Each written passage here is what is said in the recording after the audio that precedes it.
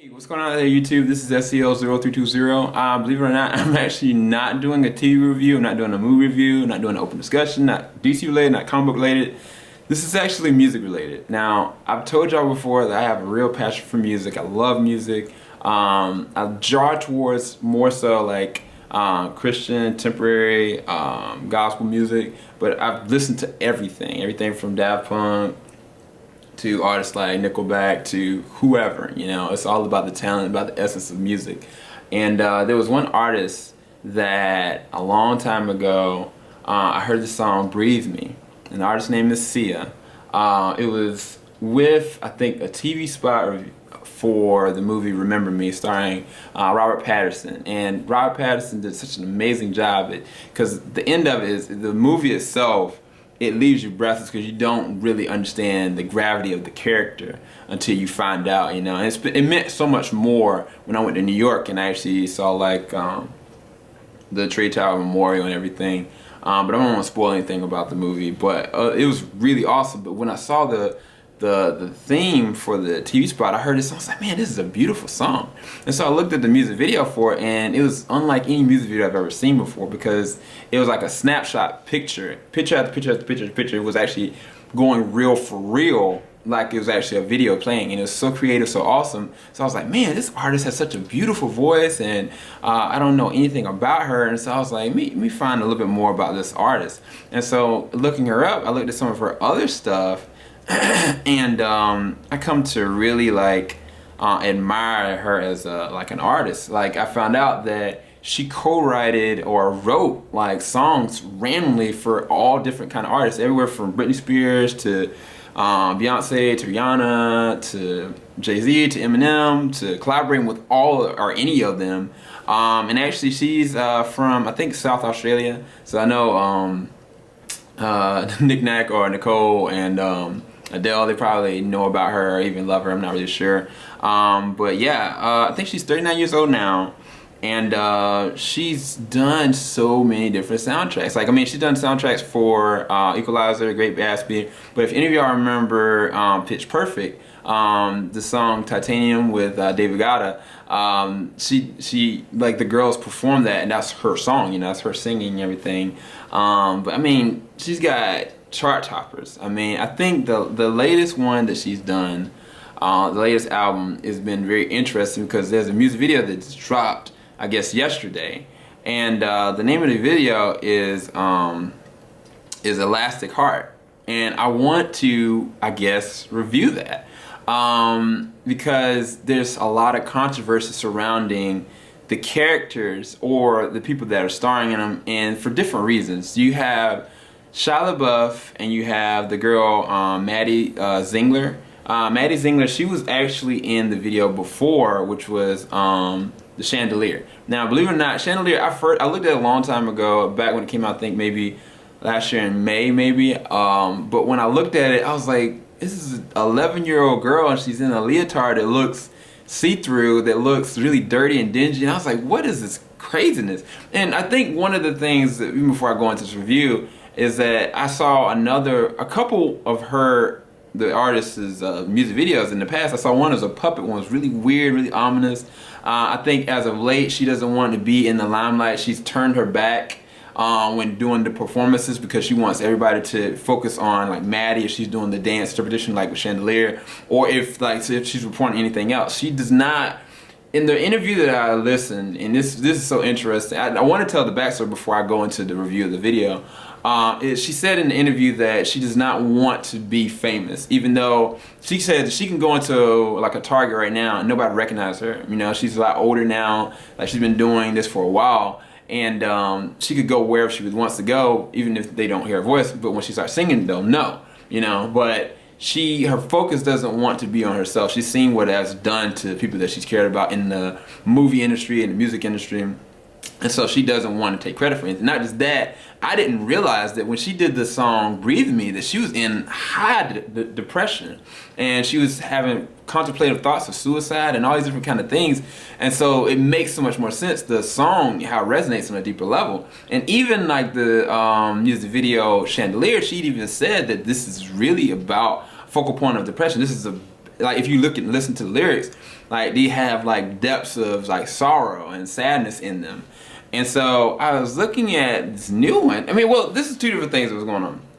I feel like the lyrics don't necessarily line up with the video, and that goes for Chandelier and for this one. I think that looking at Chandelier, when I was looking at the video, I was like, oh wow, this is really awesome interpretive dancing. You know, I at first, once I got over it, but I couldn't understand like why is there like pink paint on the girl's hands, you know? And I was looking at it and I was like, wow, this is really awesome, but it's telling a story.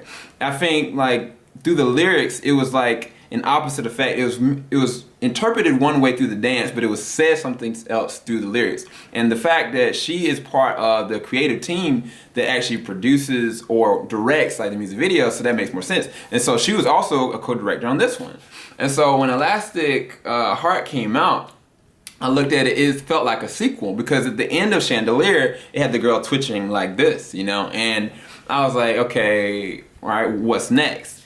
The girl, in my opinion, represented a piece of her, like the different trials that she goes through, you know, and the things that she's kind of come across. And for the fact of being a child, I think a child this for me, this is, I don't know, before I even go into this, there are a lot of people that have had opinions about this new music video that it has sexual connotations to it or undertones that are not over a person that's over 16 years old need to even look at the video. And I think that from a nudistic standpoint, and even from a standpoint that it could be implied pedophilic, or like somebody that's older that shouldn't be with somebody that's younger. And even in the first video, it was really strange and it was really controversial. It was unnecessary, but it's interpretive. So the opinions that I have about this do not weigh that are my opinions about, okay, well, a guy this old and a girl that's younger, like could be my younger sister or something like that, that makes no sense. That's not something that I represent. So before I go into my opinions, I want to make sure that's known and that's clear. This is a really hard review for me to do, honestly. But like I said, going into looking at the first part, I was saying, okay, this seems like she was going through a lot. But when it started ticking, I was like, okay, looking at the first scenes of Elastic Heart, I was like, at first I was just looking at it. I wasn't even listening. The song sounds beautiful, but I went back later and looked at the lyrics of the song to get more deeper meaning of it. Because looking at it from a face value, you got two people. You got an older man played by Shia LaBeouf. He has a raggedy beard. He has like no shirt on, no clothes on. He's just got like a small, thin, like piece of underwear or cloth. And then you got the girl who's Maggie, and she's in the same exact thing she had. The only difference was that she didn't have the pink paint. Now, what I was saying before is that I couldn't understand when I saw her doing her interpretive dance why she had that. This time around, I looked at Shia LaBeouf. He had on his foot like pink paint. I think that looking at the first half, when you think in representation of a child, you think about the life and the vigor and the willingness to do whatever to achieve a goal. You know, it's like a childhood kind of dream or concept. Even though children mess up so much, they have to be like, they don't have to be necessarily self-motivated because they always are reaching. They're always reaching farther than they need to, you know? And I think that for most people, the worst times in their life or the most traumatic moments in their life happen very early. So when you really are going through life, it's the early from 1 to 20 years old is when you get the most traumatic things that happen to you. Rarely does it after you have children and stuff like that, the traumatic things to such an epic level resonate with who you are as a character. So I think that she really picked the girl at that age for a specific reason. I'm not sure if there was something that happened to her around 11-year-old age or if that's when she started getting into music or whatever. But I think there's a significance behind that. And so for this, I was thinking, I saw a video of the live performance of Chandelier, and it was her and it was Maggie, the 11-year-old, and an older actor in her 20s, she's about 28, and it was such an amazing interpretive dance going back and forth. So I was figuring, okay, this one's gonna be the same thing. But no, it was Shia LaBeouf. And so they're meeting hand on in this like cage, and all of a sudden they just start battling. But it's like, at first, it's not really aggressive. It's got Shia LaBeouf character that's acting like, doing up, like winding up. But the girl, she's really abrasive and really nimble and going up into his face. It seems like she's yelling at him. He's getting hit around and punched around and knocked back, knocked forward. I was like, what in the world is this? I guarantee you, like, if you saw, no, this is what I'll do. I'll show y'all a brief look at me looking at the video real quick. So here this is. So let's take a look at this guy right here.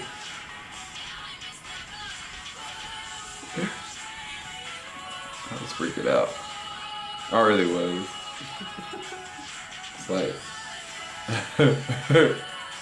but anyway, I was freaking out because I was looking at it. I was like, this is so well shot on a visual standpoint. The cameras were placed specifically for certain reasons, and the cinematography and the choreography worked hand in hand. When the girl would hit Shia LaBeouf and his character would go back or something would happen, it was really interesting to watch, and it kept on seeming as though Shia's character was trying to confront the younger girl, but I felt like Shia's character represented, to me, it represented the Sia that is now, that's closed in, that's gone through hell and back, that survived. Because I mean, for him to have the pink paint on, I feel like that was in reminiscent, that was a part of her, the withered part of her. Even looking at his character and everything like that, it was never a point. It was one or two things.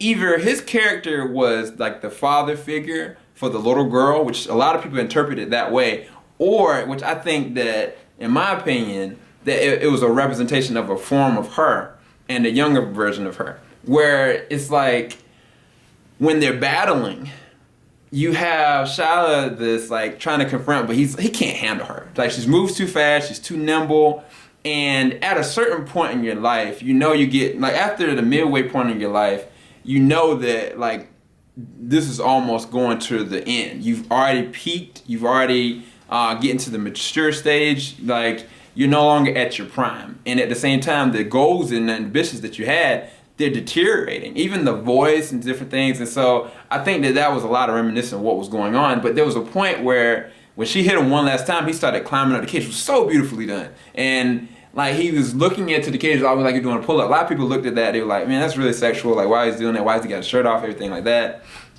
And he looks down and she's falling on the ground. And a lot of times when you're younger, like, you can't reach as high as a person that's gone through something, because when you don't know where something's in the way, you stumble over it, you know what I'm saying? Like, you get caught in the midst of it. And so she was on the ground, so he dropped down and looked at her, and she sat down next to her, which was so interesting to me. That's why I was like, this is not a girl and a guy, this is a parallel. Because he sat down next to her, and as he starts to move up, she gets back up. And so it's like, you looking at yourself and what you've gone through, and then you're going back and kind of correcting it. But then this is when it gets really interesting, which I don't even know if I can get the real representation of it. I'm going to try to interpret as best I can. Is when she gets out of the cage and he freaks out. Like, it was so well acted that I was like, man, he is losing it. And now, this is the thing. A lot of people are going to ridicule this solely off of the fact that he's gone through hell and back. I mean, I think 2 months ago, he had said he got sexually assaulted. The month before that, he gave his life over to God. The month before that, he had went into fury and cut himself for real and did this. And I think it's just been a long line of things. He wore a bag over his head for a point. He's gone through all different kind of things of getting arrested and all these different things. But one of the things about him as a person, he's very vocal about stuff that he goes through. Which that, if you know for a fact that what you're doing is not right, or that is out of order, that you know you can identify it, and actually admitting to it, that's half the battle. I think that eventually he'll get to a point where he needs to be. I at least pray he does. But he's an amazing actor. I follow this dude since True Confessions. True Confessions is when the Disney days, when he was acting as though he had a mental retardation. And I think it was, I don't remember what the classification was, but it was really well acted. And I mean, I've been a fan ever since then. But ever since Transformers, like, people have looked at him like, oh man, this dude's going back and forth. And with this role and how he plays it, he does it very, very well, to the point that I was like, man, this dude, he has said that he wanted to go back into Broadway. I think a while back he wanted to stop and go back into Broadway. I can see why he said that. I've seen he's been doing more movies again. I'm glad he's not leaving the movie industry altogether. But seeing him and the passion that he has when he was freaking out at the cage and looked to the point of anger, and then to the point that the younger version looked back at him almost afraid, but it was more so a sympathetic kind of look. It wasn't as though that she felt that she was in real danger. It was the fact that he couldn't get out and she could.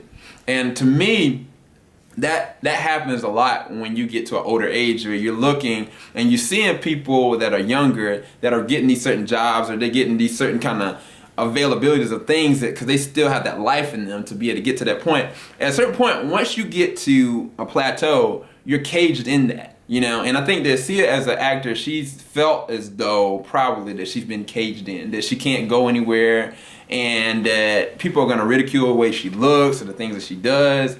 And so I think there's an interpretation behind that. But the funny thing is, the younger version of her came into the cage and sat back with trying to get him real motivated and looking at him. And I think it was a move that she had did to get really close to him. And he kind of like carried her in his arms, and she kind of went like this, he went like that. He went like this, and he did like another move. And it's interesting that a lot of times when you go back and look at seeing some stuff you've done or stuff that you were capable of, it inspires you to go back and fight again, you know what I'm saying? And it was crazy because at a certain point, the younger version of him, or a younger version, goes and tries to pull Shia's character out of the cage, and it's impossible. It really is impossible to do. And it's really sad in a sense that no matter what, he was trying to fight to get out there. It's to the point he started going into tears, that he was still trying to hold on to her, which it could be interpreted as he's trying to hold on to his past or what he used to be, or what her character represents, but he couldn't.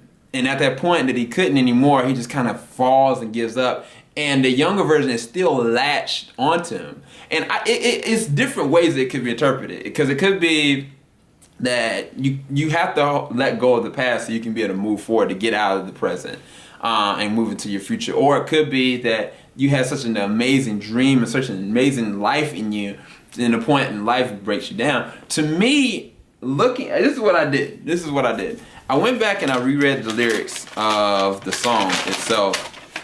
And when I read about and I wanted it bad, but there are so many red flags. Now another one bites the dust. Yeah, it's be clear, I'll trust no one. You don't break me, I'll still fight for peace. Well, I've got thick skin and an elastic heart, but the blade, it might be too sharp. I'm like a rubber band until you pull too hard. I may snap, I move fast, but you won't see me fall apart because I've got an elastic heart. To me, I mean, I read all the way through it, and I don't want to reread the whole entire thing for y'all. I feel like, at first I was reading it, I was like, okay, she's talking about a person, or somebody that's abused her, or somebody that's done something terrible. But to me, looking at this, even when there's a lyric that said, I might have thought we were one, wanted to fight this war without weapons, and I wanted it, then it goes back into that. Why can I not conquer love? And then it was like, I might have thought that we were one.